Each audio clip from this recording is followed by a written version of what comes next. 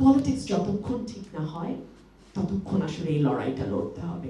হয়তো আমার জীবনে আর কতদিন আছে, আমার বয়স অনেক হয়েছে, আর খুব বেশি দিনও আমার হাতে কাজ করার মতো নাই। এই কয়টা বছর আবারও আমাদের জীবন পার হবে এই জঞ্জাল পরিষ্কার করে করে।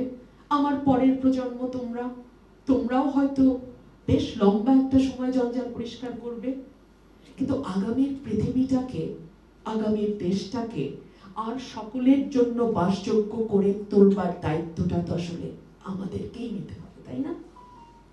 সো যারা রাষ্ট্রের দায়িত্বে আসবে তাদের সকলের প্রতি অনুরোধ, 15 বছরের দুঃসহ যেই স্মৃতি, সেটাকে পজিটিভলি কি করে ইউজ করা যায়, অর্থাৎ কি কি কি কি করা যাবে না মাথার ভেতরে গেঁথে নেন। হাসিনা পালানোর সময় পেয়েছিল,